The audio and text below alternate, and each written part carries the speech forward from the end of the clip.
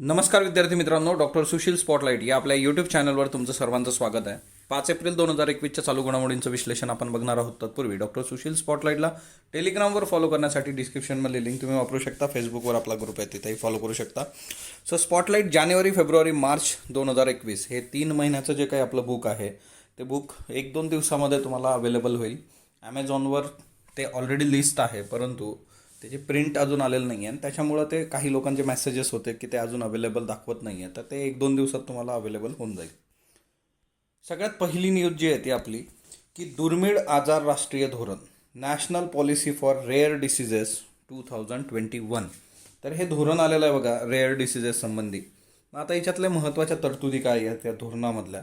सगळ्यात पहिली महत्त्वाची बाब आहे ती म्हणजे दुर्मिळ आजारांवरची जी काही औषधं आहे त्या किमतींवर नियंत्रण ठेवण्यात येणार आहे. म्हणजे बऱ्याचदा बघा, आता ऑब्वियसली रेअर डिसीज आहे म्हटल्यानंतर ती औषधं बऱ्यापैकी महागडी असतात आणि त्याच्यामध्ये खूप जास्त प्रॉफिटरिंग होता कामा नये आणि त्याच्याकरता त्यांची किंमत नियंत्रणात ठेवण्यासाठी देशांतर्गत संशोधन आणि औषध निर्मितीसुद्धा केली जाणार आहे. सो बेसिकली तुम्ही जर भारतातल्या भारतात प्रोडक्शन केलं तर किमती ऑलरेडी कमी होतील आणि तुम्हाला हेही लक्षात ठेवायचं आहे की त्याच्या किमती ज्या आहेत त्या खूप जास्त आकारल्या जात नाही आहेत. त्याच्यानंतर आता याच्यामध्ये 3 गट असतात बघा.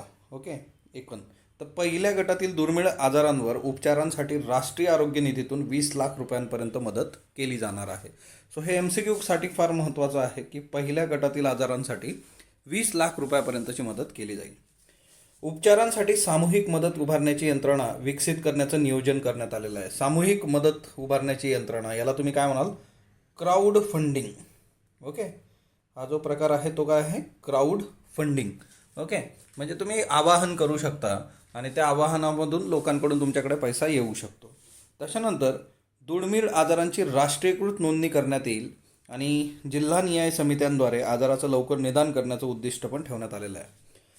आता खरं तर हे जे धोरण आहे या धोरणावर टीका टिप्पणी होते. तर एकंदर धोरणातील ज्या बेसिक गोष्टी आहे आणि त्याची वस्तुस्थिती आपण बघूयात. पहिला गट जो आहे मी तुम्हाला सांगितलं याच्यामध्ये 3 गट असतात. सरकारी उपचारांसाठी आर्थिक संरक्षण याच्यात देण्यात आलेलं आहे. जवळपास 20 लाखांपर्यंतची मदत तुम्हाला याच्यात मिळू शकते पहिल्या गटामध्ये. आता बहुतांशी सरकारी रुग्णालय जे आहेत त्याच्यात हे उपचार उपलब्धच नाही आहेत, त्यामुळे रुग्णांना मिळणं शक्यच नाही आहे. म्हणजे जरी तुम्ही म्हटलं की सरकारी रुग्णालयात 20 लाखांपर्यंत उपचार तुमच्यावर होऊ शकतात, पण मॅक्झिमम असे आहेत सरकारी रुग्णालय की जिथं रेअर डिसिजेस संबंधी उपचारच होत नाही. मग काय करायचं. दुसरा जो गट आहे त्याच्यामध्ये रुग्णाच्या उपचारांची जबाबदारी राज्य सरकारांवर आहे बघा. दुसऱ्या गटातल्या रुग्णांची उपचाराची जी काही जबाबदारी ती राज्य सरकारची आहे. केंद्राने अंग काढल्यामुळं कितीतरी राज्यांच्या उपचारासाठी सक्षम यंत्रणा उपलब्ध नाही. हा खूप महत्त्वाचा याच्यातला आस्पेक्ट आहे की एकतर केंद्र सरकारने स्वतःचा अंग याच्यातून काढून घेतलेला आहे, राज्यांना ती जबाबदारी दिली आहे, पण किती राज्य याच्यासाठी सक्षम आहे हे बघणं गरजेचं आहे. तिसरा जो गट आहे त्याच्यासाठी कुठलीही योजना व तरतूद करण्यात आलेली नाही. या गटातील रुग्णांना महाग औषधं आयुष्यभर पण घ्यावी लागू शकतात. हा एक महत्त्वाचा आस्पेक्ट आहे. त्याच्यामुळे जो तिसरा म्हणजे क्रिटिकल आहे, एक्स्ट्रीम लेवलचे जे रुग्ण आहेत रेअर डिसिजेसमधले, त्या रुग्णांच्या बाबतीमध्ये तुम्ही कसलीही तरतूद करत नाही. हा याच्यातला खूप मोठा ड्रॉबॅक आहे. आता या धोरणावरची टीका काय आहे की एकंदर या धोरणामध्ये या दुर्मिळ आजारांची व्याख्याच नाही आहे. ओके, व्याख्याच नाही. त्याच्यामुळे असं धोरण की ज्याच्यामध्ये दुर्मिळ आजार ज्याच्यासाठीचं जे धोरण आहे ते त्यालाच डिफाईन करत नाही म्हटल्यानंतर ते असंही नॉनसेन्स राहणार है ना. जागतिक आरोग्य संघटना WHO याची काय व्याख्या आहे मग दुर्मिळ आजारांची. चला या धोरणात नाही आहे पण जगात कुठंतरी ती व्याख्या आहे WHO आहे. त्यांनी म्हटलेलं आहे की 10,000 पैकी 6.5 ते 10 इतक्या कमी लोकांना होणाऱ्या आजारास दुर्मिळ आजार असं संबोधलं जातं. Frequency of less than 6.5 to 10 per 10,000 people. 10,000पैकी 6.5 ते 10 एवढीच फ्रिक्वेन्सी आहे, इतक्याच लोकांना तो होतो. That is rare. ओके, आता जगात जवळपास 7,000 दुर्मिळ आजार आहेत. जगात जवळपास 300 मिलियन त्याचे रुग्ण आहेत. भारतात 70 मिलियन रुग्ण आहेत बघा WHO नुसार. आता भारतात दुर्मिळ आजार संस्था आहे बघा, organisation of rare disease in India. या संघटनेने काही आजारांची नावं दिलेली आहे की जे दुर्मिळ आजारात येतात. For example inherited cancer, autoimmune disease, congenital malformations है ना, Hirschsprung's disease, Gaucher's disease, cystic fibrosis, muscular dystrophies, lysosomal storage disorder. तर ह्या काही टिपिकल काही नावं आहेत बघा की जे रेअर डिसीज आहेत. ओके. आता जॉर्डन जे आहे त्या जॉर्डनच्या राजपुत्राला नजर कैदेत ठेवलेलं आहे बघा. आता जॉर्डनचे जे राजा आहेत अब्दुल्ला द्वितीय, त्यांचे सावत्र बंधू जे आहेत राजपुत्र हमजा बिन हुसेन यांनी स्वतःला नजर कैदेत ठेवण्याचा एक आरोप केलेला आहे जॉर्डन सरकारवर. आणि इन केस त्या ह्याच्यामध्ये सगळ्यात बेसिक जे आहे की ह्या याच्यामध्ये त्यांचं इंटरनेट आणि त्या सगळ्या गोष्टी सोशल मीडिया बंद केलेल्या आहेत. पण त्यांनी एक व्हिडिओ तयार करून त्यांच्या वकिलाला दिला होता, तो वकिलांनी BBC ला दिला. आता देशातली सत्ताधारी यंत्रणा जी आहे ती अकार्यक्षम आणि भ्रष्टाचारी झाल्याचा आरोप पण त्यांनी केला. आता राजपुत्र हमजा हे जे आहेत ते राजा अब्दुल्ला यांच्यावर टीका करणाऱ्या एका बैठकीत सहभागी झाल्याचा आरोप त्यांच्यावर आहे. तसंच जॉर्डन सरकारद्वारे हमजा यांनी विदेशी शक्तींशी हातमिळवणी केली असा आरोप पण त्यांच्यावर ठेवण्यात आलेला आहे. म्यानमारमध्ये ईस्टर संडेचं आंदोलन झालं बघा. 4 एप्रिल 2021 लष्करी राजवटीविरोधात आंदोलन केलं जनतेने. ईस्टर संडेचा तिच्यात आधार घेतला. रंगीत अंडी हातात घेऊन लोकशाहीची मागणी लोकांनी केलेली आहे. नागरिकांनी अंड्यावर विविध संदेश लिहून लष्करी राजवटीचा निषेध केलेला आहे. सो बेसिकली म्यानमारमध्ये वेगवेगळ्या पद्धतीने आंदोलनं होत आहेत. आपण एकंदरीतच तिथल्या महिलांची स्थिती, तिथल्या ज्या काही अंधश्रद्धा परंपरा आहे त्याचा वापर कसा लष्कराला रोखण्यासाठी केलेला आहे त्या सगळ्या गोष्टी बघत आहोत. आता याच्यामध्ये संजय चक्रवर्ती निधन झालेल्या व्यक्ती जे आहे. सो संजय चक्रवर्ती वय वर्ष 79. हे प्रख्यात नेमबाजी प्रशिक्षक होते बघा. म्हणजे ऑलिम्पिक पदक विजेता गगन नारंग असेल किंवा अंजली भागवत असेल यांच्यासारखे जागतिक दर्जाचे खेळाडू त्यांनी तयार केले होते. आणि 4 एप्रिल रोजी त्यांचं निधन झालेलं आहे. जवळपास 40 वर्ष ते प्रशिक्षक म्हणून कार्यरत आहेत. आणि त्यांना द्रोणाचार्य पुरस्कारसुद्धा दिला गेलेला आहे. द्रोणाचार्य पुरस्कार जो काही असतो तर तो पुरस्कार जो आहे की कोचसाठी दिला जातो बघा. नावातच आहे द्रोणाचार्य हे जे होते गुरु कोच त्याच्यासाठी दिला जातो. ओके. आणि 2021चं जे इयरबुक आहे त्याच्या रिव्हिजनमध्येही आपण या गोष्टी घेतलेल्या आहेत. त्याच्यातही सगळे पुरस्कार जे आहे क्रीडेचे तर ते खूप चांगल्या पद्धतीने तुम्हाला तिथे दिलेले आहेत. सुहास कुलकर्णी वय वर्ष 68 माझे टेबल टेनिसपटू होते बघा. यांचं कोरोनामुळे निधन झालं 4 एप्रिल रोजी. आंतरराष्ट्रीय टेबल टेनिसपटू होते माझी.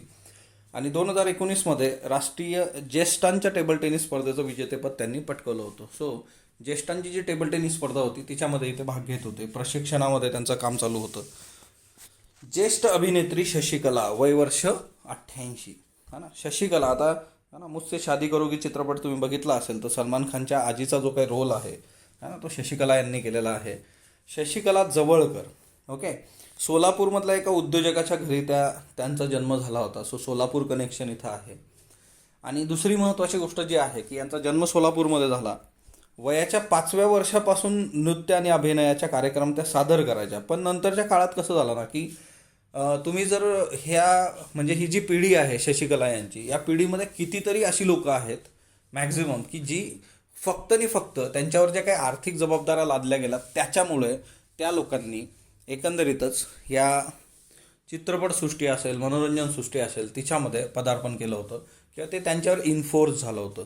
त्यांच्या वडिलांचा जो काही उद्योग होता तो उद्योग जो होता तो कोलॅप्स झाला होता. नंतर कामाच्या शोधात ही फॅमिली मुंबईला आली. तसं त्या मग चित्रपट क्षेत्रात आल्या. सुरुवातीच्या काळात त्यांनी झिनत या चित्रपटात कव्वाली केली होती बघा. व्ही शांताराम यांचा 3 बत्ती 4 रस्ता या चित्रपटात त्यांची भूमिका होती. पण त्यांना खरं नाव जे काही मिळालेलं आहे ते 1962मध्ये 1962 आरती या चित्रपटामध्ये खलनायिकेचा रोल त्यांनी केला होता. आणि खरं तर खलनायिकेच्या रोलसाठीच त्या प्रसिद्ध झाल्यानंतरच्या ह्याच्यामध्ये की जी काही म्हणजे एक्स्ट्रीम लेवलला सुनेला त्रास देणारी सासू असते तसले कितीतरी रोल त्यांचे तुम्ही बघू शकता.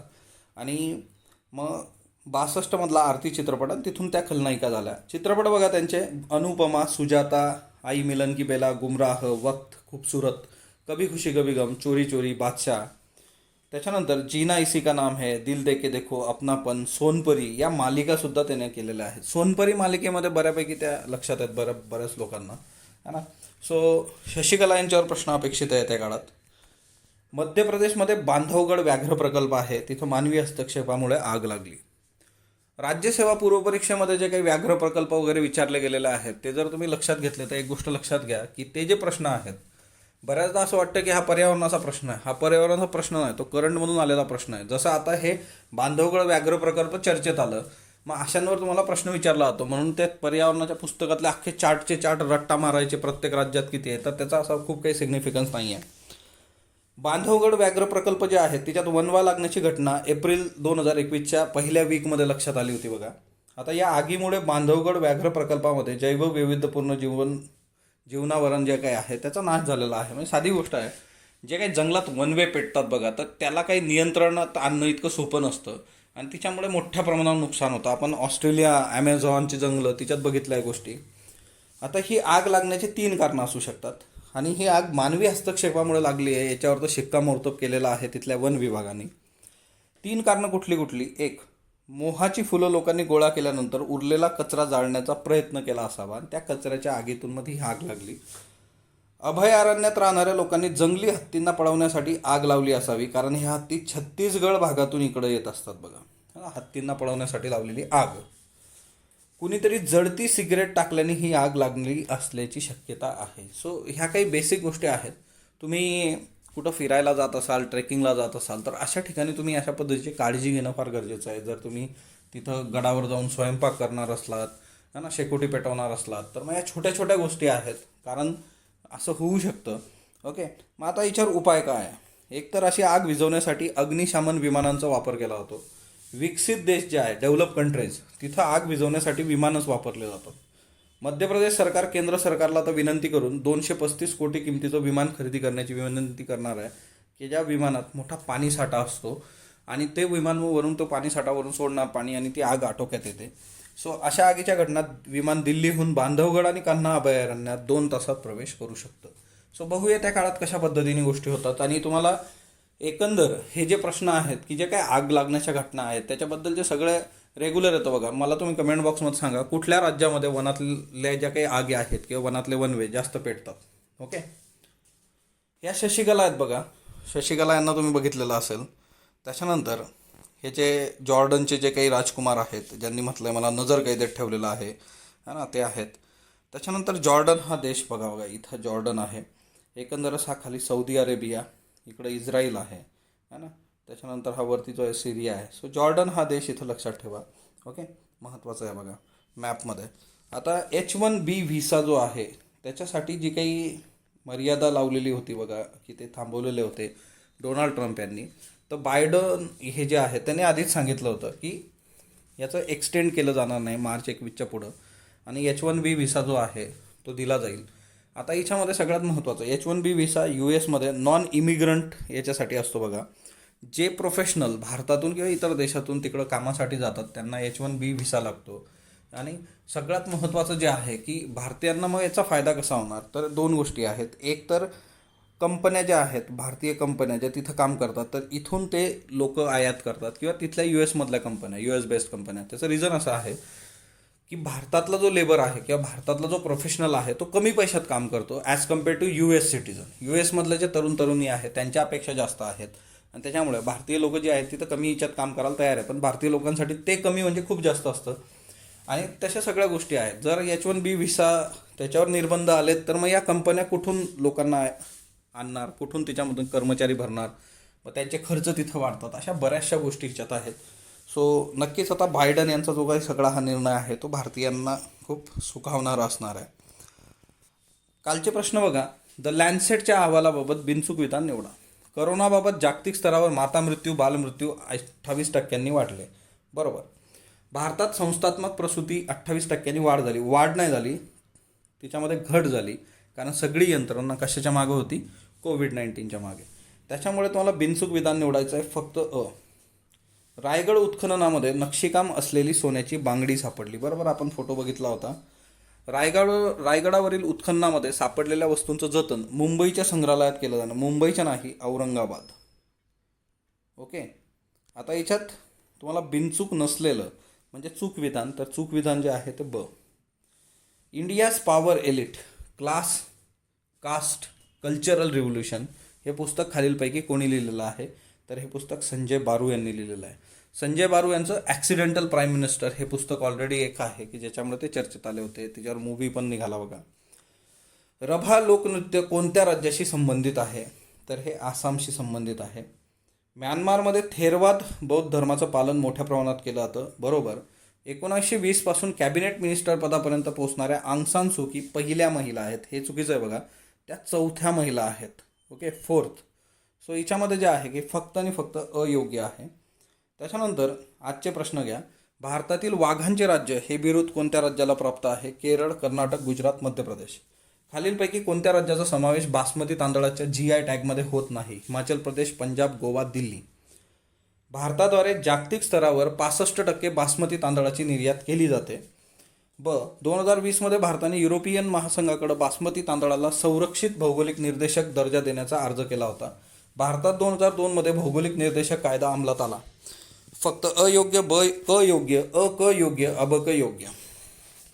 सनातन या कादंबरीचे लेखन खालीपैकी कोणी केले आहे? विका राजवाडे, शरणकुमार लिंबाडे, राजाभाऊ गोसावी, नरेंद्र जाधव.